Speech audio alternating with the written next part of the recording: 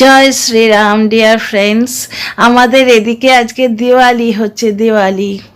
আর আজকে আমাদের দুপুরে লাঞ্চ ফাঞ্চ বাড়িতে কিছু হয়নি। সোসাইটিতে বিরাট বড় উৎসব হয়েছিল, কারণ আজকের দিনটা তোমরা নিশ্চয়ই জানো আমাদের রামলালার প্রাণ প্রতিষ্ঠার হলো। রামলালা আর আজ থেকে মন্দিরে থাকবেন, প্রধানমন্ত্রী বলেই দিলেন। এবার আমি অবশ্য রেকর্ডেড দেখেছি, আমার দর্শক বন্ধুরা লাইভ দেখেছেন, আমি রেকর্ডেড দেখেছি প্রাণ প্রতিষ্ঠা। বলিউডের সমস্ত লোকেরা, বলিউডের সমস্ত অভিনেতা অভিনেত্রী যারা এমনিতে 24 ঘন্টা এদিকে ওদিকে ঘুরে বেড়াচ্ছে, আজকে কিন্তু ধুতি আর শাড়ি পরে পৌঁছে গেছে অযোধ্যায়। আমরাও পার্সোনালি প্ল্যান করেছিলাম, কিন্তু আমরা যারা চাকরি বাকরি করি তাদের জীবনটা তো সবসময় নিজেদের ইচ্ছে চলে না। সুতরাং অযোধ্যায় আমাদের বাড়ির খুব কাছেই, কিন্তু অযোধ্যা কিন্তু যাওয়াটা পসিবল হয়নি। তো যাই হোক, আজকে বাড়িতে বসেই খানিকটা গ্লিমস পেয়েছি। আজকে আমাদের সোসাইটিতে খাওয়া দাওয়া হয়েছে এই উদ্দেশ্যে। আর পুরো আমি যে অঞ্চলটায় থাকি না, এখানে একটি প্রাণী অভুক্ত নেই আজকে। হিয়ার অ্যান্ড দেয়ার ভান্ডারা চলছে, যে যার সাধ্য মতো খাইয়ে চলেছে। পুরো দুনিয়াটা যেন মনে হচ্ছে গেরুয়া কালারে ঢেকে দেয়া হয়েছে। মিছিল, বাজি ফাটছে কন্টিনিউ, তারপরে জয় শ্রীরাম ধ্বনিতে আকাশ বাতাস গুঁজে উঠছে, একবারে আকাশ বাতাস ভরে উঠছে। আমাদের প্রত্যেকটা ফ্ল্যাটে ফ্ল্যাটে ফ্ল্যাগ লাগানো হয়েছে। দারুণ দারুণ দারুণ এনজয় করছি, অদ্ভুত আনন্দ হচ্ছে ভেতরে। কিন্তু এই আনন্দময় মুহূর্তেও আমাদের কাজটা তো করতেই হবে। এবং recently I am working as a controversy creator. তো ডেফিনেটলি কন্ট্রোভার্সি ক্রিয়েটার যখন, তো কন্ট্রোভার্সি করতেই হবে। তো একটা মানুষের কথা শুনলাম, একটা প্রাণীর কথা শুনলাম, যে বলছে, তোমাদের কি মনে হয় আমি এতটাই নোংরা, নিজের বাবা মাকে নোংরা করে আমি নাটক করব? যে নিজের স্ত্রীকে নোংরা করে নাটক করতে পারে, সে বাবা মাকেই বা নোংরা করতে পারে না কেন? তাদের সঙ্গে রক্তের সম্পর্ক, তাহলে দিদির সঙ্গে কি সম্পর্ক? দিদির সঙ্গে রক্তের সম্পর্ক নয়। দিদিটা কি বাণিজ্য জলে ভেসে এসছে? তার বাবা মাকে নাকি জেলে দেওয়ার চেষ্টা করা হয়েছে, সে করেছে, ডিরেক্টলি নাম নিয়ে বলে। কি নোংরা লোকটা না, যে তার দিকে ফিরেও তাকায় না, তাকে পাত্তাও দেয় না, তাকে 24 ঘন্টা খোঁচা দিয়ে দিয়ে নাম নিয়ে নিয়ে বলে। নিজের বাবা মাকে সে নোংরা করবে না, কিন্তু নিজের স্ত্রীকে প্রতিনিয়ত নোংরা করে চলেছে। প্রথমত বাবা মাকে হাজতবাস তো এই লোকটা নিজেই করিয়েছে। চুল্লুখে বউটা কে পিটিয়েছে? অ্যাকচুয়ালি আমাদের সমাজের এখনো কি ধারণা জানো তো, পুরুষেরা যা খুশি করে চলবে, কিন্তু আমরা মেয়েরা হচ্ছি পাপোশ, বুঝতে পারছো? আমাদের প্রতিবাদ করাটাই অপরাধ। কোনো পুরুষ তার বউকে মারবে সেটা তো স্বাভাবিক, কিন্তু যে স্ত্রী সে উফ করবে কেন? আমার গল্পের কাল্পনিক নায়িকা মীনা সুন্দরীর উফ করাটা অপরাধ হয়ে গেছে, বুঝতে পারছো তো? এই লোকটির চুল্লু খেয়ে বউ পেটানোটা অপরাধ নয়। এ বাবা মাকে জেলে দেওয়ার চেষ্টা করা হয়েছে। কোন গ্রাউন্ডে জেলে দেওয়ার চেষ্টা করা হয়েছে? ছেলে 498 কেসে আসামি, সেই জন্যে, বুঝতে পারছো তো?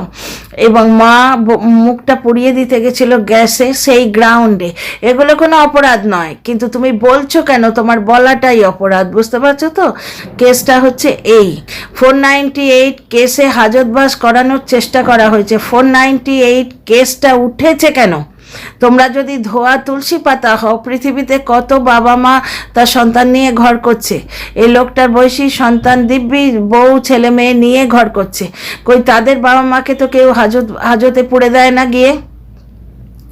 498 কেসে কখন যায়? যখন চুল্লু খেয়ে এসে বউকে পেটানো হয় তখনই তো যায়। মিউচুয়াল ডিভোর্স চাইলেও যখন না দেয়া হয় তখনই তো যায়। এই কেস করা হয়, 498 কেস করা হয়। তবে আমার গল্পের কাল্পনিক নায়িকা মীনা সুন্দরী একটা ভুল করে ফেলেছে, সেই কেসটা একটু দেরি করে দিয়েছে। এখন 498 প্রুভ করা মুশকিল আছে। এত দেরি করে কেস দিলে 498 প্রুভ করা মুশকিল আছে। কিন্তু কেসটা হচ্ছে মিউচুয়াল ডিভোর্সটা হয়ে গেলে এসব কেস ফেস তারা দিতে চায়নি। মিউচুয়াল ডিভোর্স এই লোকটা দিচ্ছে না, কারণ মিউচুয়াল ডিভোর্স হয়ে গেলে এই লোকটার যেটুকু ভিউ হতো এক্কা দোক্কা সেটা বন্ধ হয়ে যাবে। ওই অ্যাঙ্গেলটা আছে, ওই কন্ট্রোভার্সি অ্যাঙ্গেলটা রয়েছে, তাই এর ভিডিওটা চলে ঘটনা। আচ্ছা, নাটক নভেল বলে একটা কথা হচ্ছে, নাটকটাই একটা নাটক বলে আমার মনে হয়। মানে এই যে নাটক বলে রটানো হচ্ছে, এটাই কিন্তু একটা নাটক বলে আমার মনে হয়। এটা কন্ট্রোভার্সি করার নতুন অ্যাঙ্গেল। এবার নাটক হোক নভেল হোক, কে কত নোংরা সে তো আমরা দেখতেই পাচ্ছি ভিডিওতে, তাই না? নাটক হোক নভেল হোক, গল্প হোক সত্যি হোক, গল্প হলেও কিন্তু সত্যি। কারণ কি, জলনদীপ নামক যে ক্যারেক্টারটা, তার চরিত্রের নোংরামিটা তো মিথ্যে নয়। এই যে লোকটা আজকে দুলে দুলে বলছে যে সোফায় বসে বসে, দিদির দেয়া সোফায় বসে বসে, দিদির দেয়া বাইকে করে চুল্লু খেয়ে এসে বউ পেটাতো, সেই জন্য 498 কেস হয়েছিল এবং সেই জন্যে বাবা মা হাজতবাস হয়েছিল, তাই না? তুমি করবে ভাই, বললেই দোষ, হ্যাঁ?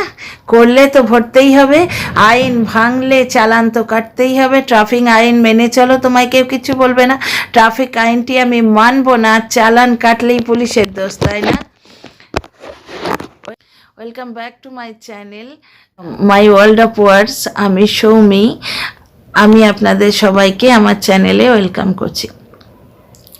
ডিয়ার ফ্রেন্ডস, মানে আমার করলে দোষ নেই, তোমার বললেই দোষ, বুঝতে পারছো তো? আচ্ছা, দ্বিতীয় কথা হচ্ছে, আমার সৎ বাবা মা হলেও তো আমি মেনে নিতে পারতাম না, নিজের বাবা মা বলে তো তাই আমার গায়ে লাগছে। তা ঘটনা হচ্ছে যে দিদিটা তো নিজের ছিল, হ্যাঁ, দিদিটার তো রক্তের সম্পর্ক। তা তাকে যখন ওপেনলি সোশ্যাল মিডিয়ায় এসে বেঈমান বলানো হলো কতগুলো নোংরা কন্ট্রোভার্সি ক্রিয়েটারদের তুল দেবার জন্যে, তখন গায়ে লাগেনি?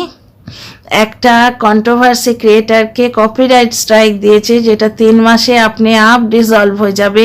সেই জন্যে তিল মিলিয়ে এসে বাবাকে দিয়ে বেঈমান বলানো হলো, যে দিদি বাইক দিয়েছে, যে বাইকে করে রোজ চুল্লু খেয়ে এসে বউ পেটাতো, যার জন্য 498 কেসটা হয়েছে। তো দিদিটা তো রক্তের সম্পর্ক ছিল, তাই না? কি তাই না? দ্বিতীয় কথা হচ্ছে, যে বউয়ের থেকে দুধের বাচ্চাকে কেড়ে নিয়ে নাটক করতে পারে, তার জীবনে সব কিছুই নাটক। এই যে ক্যামেরার সামনে দাঁড়িয়ে দাঁড়িয়ে হাজার ঘন্টা মিথ্যে কথা বলে, এগুলো ফেক এবং নাটক, সে তো বোঝাই যায়। এবার গল্প হলেও সত্যি আমি এই জন্যে বলছি, কারণ এই ধরনের সত্যি ঘটনা পৃথিবীতে ঘটে। কিন্তু আজকে জলনদীপ আর মীনা সুন্দরীর গল্পটা, যে গল্পটা আমি লিখছি, এই গল্পটা কিন্তু আমাদের ওয়েস্ট বেঙ্গলে প্রায়ই ঘটে, পণপ্রথার জন্যে বা নানা রকম অন্য কারণে। কোনো পুরুষ অন্য কোনো নারীতে আসক্ত হয়ে যায়, যে কোনো কারণে এসে নিজের স্ত্রীর ওপর অত্যাচার করা, তাকে মারধর করা, তাকে বাড়ি থেকে তাড়িয়ে দেয়া, তার সম্পত্তি কেড়ে নেয়া, তার স্ত্রীধন কেড়ে নেয়া, ছেলে কেড়ে নেয়া, এই ঘটনাগুলো বেঙ্গলের ঘরে ঘরে আকছার ঘটতে থাকে। সুতরাং আমার গল্পে যে কাল্পনিক নায়িকা, আমি সেই নায়িকার ওপর অত্যাচারের প্রতিবাদ করছি, বুঝতে পারছো? তাই জন্যই বলছি, আমি যে কন্ট্রোভার্সিটা করছি যে টপিকটা নিয়ে, সেটা গল্প হলেও সত্যি, আর সত্যি হলেও গল্প। গল্পই হোক আর নাটকই হোক আর নভেলই হোক, আমার যে কারণটা, সে কারণটা সত্যি, কারণটা ঘরে ঘরে ঘটে। দ্বিতীয় কথা হচ্ছে, একটা কোথাকার কে দুটো আমরা ভাতে দে কন্ট্রোভার্সি ক্রিয়েটার, তার জন্যে যে আত্মজা রক্তের সম্পর্ক, এর সঙ্গে তো রক্তেরই সম্পর্ক নাকি, যাকে বঞ্চিত করে তার বাবা সমস্ত সম্পত্তি এই লোকটার নামে লিখে দিয়েছিল, তাকে বেঈমান বলালো বাবাকে দিয়ে, তাই না? তা যে নিজের আত্মজাকে বেঈমান বলাতে পারে, যে অন্য সংস্থান করে দিয়েছে, যে চ্যানেল খুলে দিয়েছে, চ্যানেল চালানো শিখিয়েছে, যে তার মাকে নিয়ে গিয়ে 1 মাস চিকিৎসা করিয়েছিল, ঠিক আছে, এবং সেই মাকে সরিয়ে নিয়েছিল বলে আজকে সন্তানের পিতা হওয়ার সৌভাগ্য লাভ করেছে, ঠিক আছে? তাহলে সেই আত্মজাকে, যে বাইক থেকে আরম্ভ করে, ল্যাপটপ থেকে আরম্ভ করে, মিক্সি থেকে আরম্ভ করে, ওয়াশিং মেশিন থেকে আরম্ভ করে, ঘরে ভিজিবল যে কটা মানে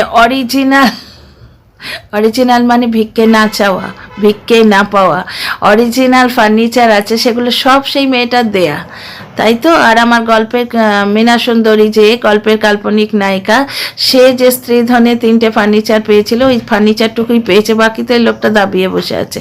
এগুলো কোনোটাই কাল্পনিক নয়। এই লোকটা যে বেনারসি এবং কাতানগুলো দাবিয়ে বসে আছে, এটা তো কাল্পনিক কথা নয়। এই যে তার শাড়ি গয়না সমস্ত কেড়ে রেখে দিয়েছে, এটা কাল্পনিক কথা নয়।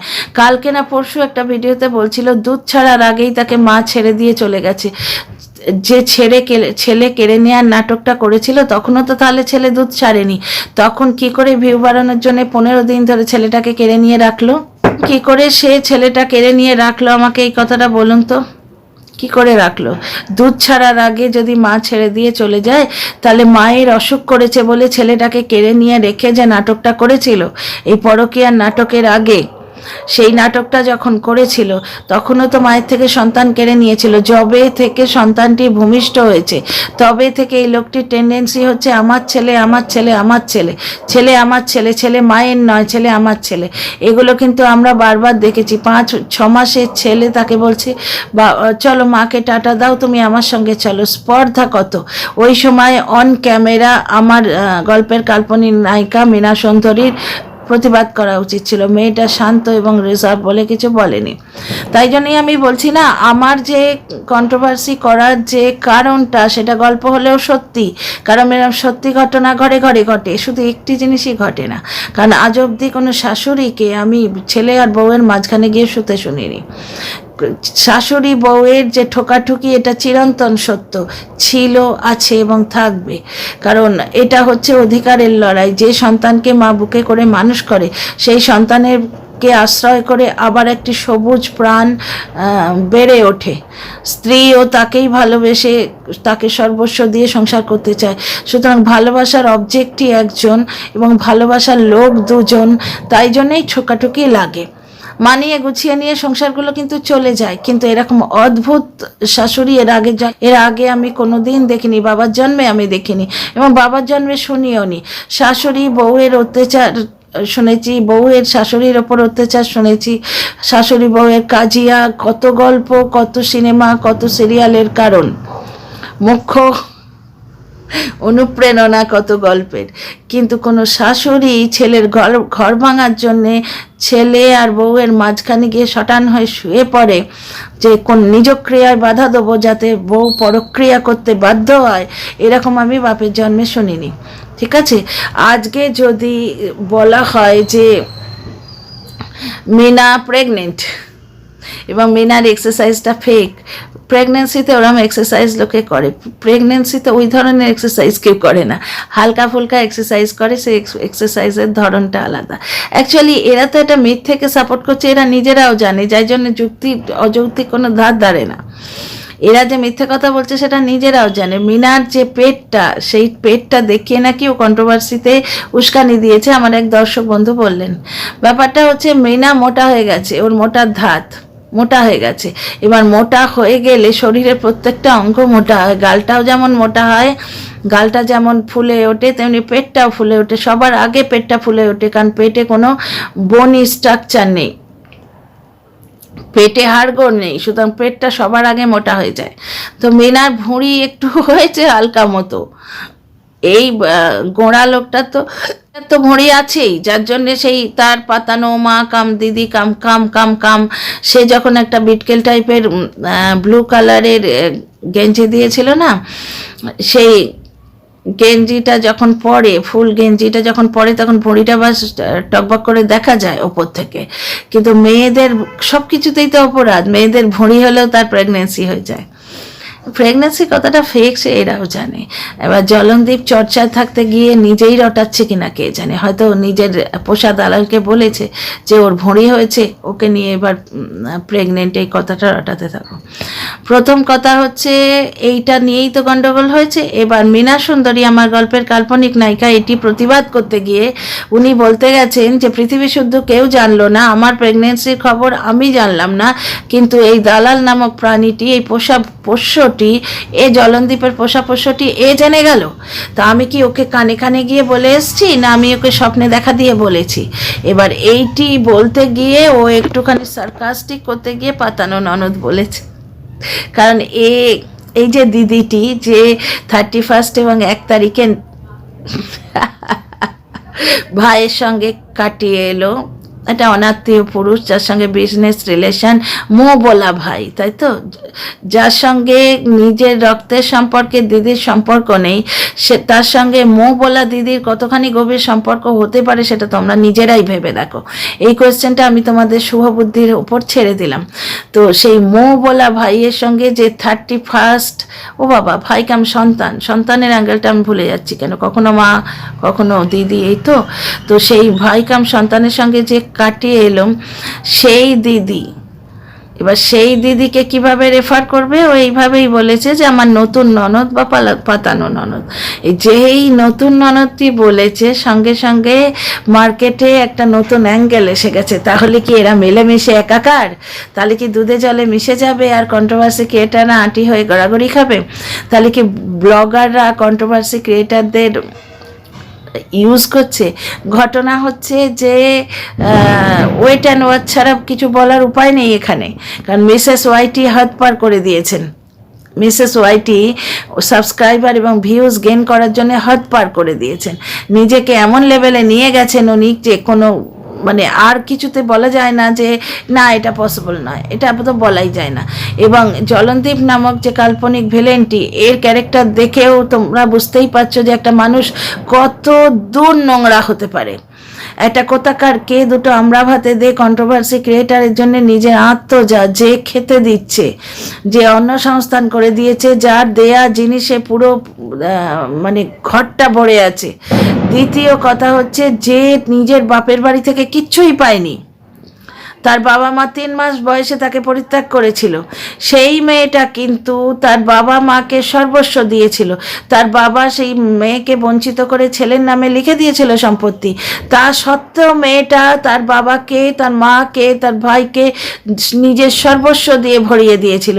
যখন দেখলো যে এতে তাদের মন উঠছে না, তার যেটুকু বাকি আছে তার সন্তানের ভবিষ্যৎটাও এরা গ্রাস করতে আসছে, তখন সে নিজেকে সরিয়ে নিল। সেটাই তার অপরাধ হয়েছে।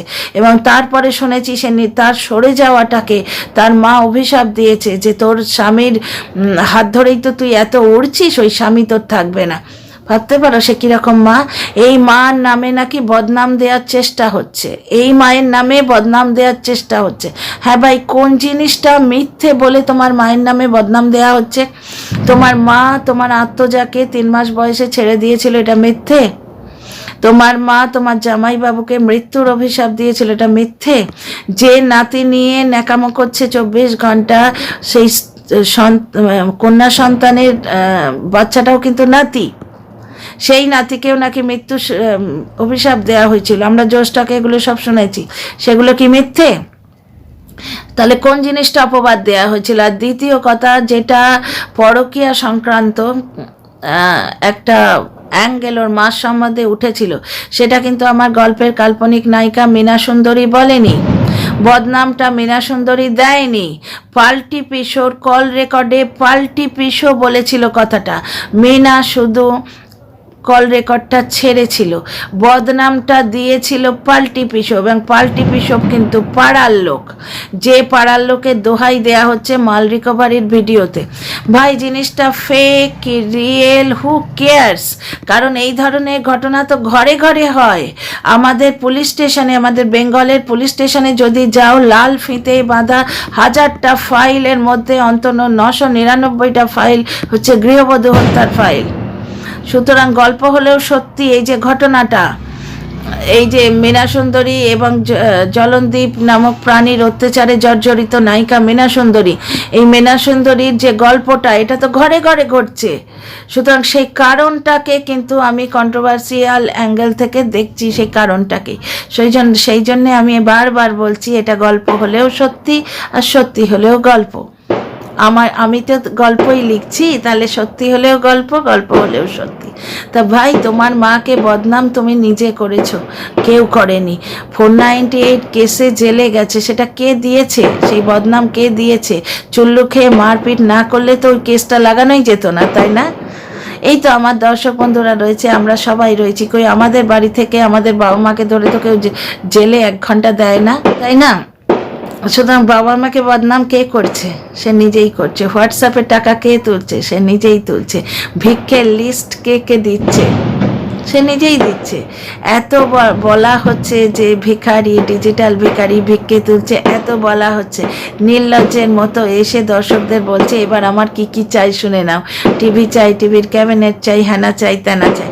মানে কি হোয়াটসঅ্যাপের টাকাটা কি কি কাজে লাগবে সেটাও বলে দেয়া হলো। আর দ্বিতীয় কথা হচ্ছে যারা হোয়াটসঅ্যাপ গ্রুপের মধ্যে স্থান পায়নি, যে সমস্ত দর্শক রয়েছে ওর কমেন্ট বক্সে, সেই সমস্ত দর্শকদের ইঙ্গিত দেয়া হলো যে তোমরা যদি অতিরিক্ত দরদে উঠলে ওঠো, তোমরা যদি অতিরিক্ত ভালোবেসে ফেলো আমাদের, তাহলে সেই ভালোবাসাটা এই টাকা দান দিয়ে তোমরা প্রমাণ করতে পারো। হোয়াটসঅ্যাপ গ্রুপের সঙ্গে যে গিমা দালাল বসে আছে, সেই দালালের গুগল পে নাম্বার দেয়া আছে, তাতে ভালোবাসা স্বরূপ তোমাদের টাকাটা দিয়ে একটা টিভি ক্যাবিনেট পাঠাতেই পারো। এবার শোনো গিফটে এবার আমার কি কি চাই আমি বলে দিচ্ছি। মানে ডিজিটাল ভিখারি তো ভিক্ষে দাবি করছে, বুঝলে তো, ভিক্ষের অপশান আছে, কারণ ডিজিটালি অপশান থাকে তো। যে টিভি ক্যাবিনেট দিতে চান তো এ দাবান, আচ্ছা সোফা দিতে চান তো বি দাবান, শোকেস দিতে চান তো সি দাবান, আর প্যান্টটা ছেঁড়ে গেছে, ছেঁড়া প্যান্ট পরে এসেছিল, সেটা দিতে চাইলে ডি দাবান, আর সব কিছু দিতে চাইলে সব কিছু একসঙ্গে দাবিয়ে দিন। তো ডিয়ার ফ্রেন্ডস, গল্প হলেও সত্যি, আর সত্য হলেও গল্প, নাটক কি নভেল, সে আলোচনাতেই আমি যাচ্ছি না, কারণ এইরকম ঘটনাগুলো ঘরে ঘরে ঘটছে। হ্যাঁ, একটা ঘটনাই ঘটে না, কোনো শাশুড়িকে ছেলে বউয়ের মাঝখানে শুতে আমি বাপের জন্মে দেখিনি। আরও অনেক কথা বলার আছে, সেটা অন্য ভিডিওতে। এই ভিডিওতে এইটুকুই। See you in the next video.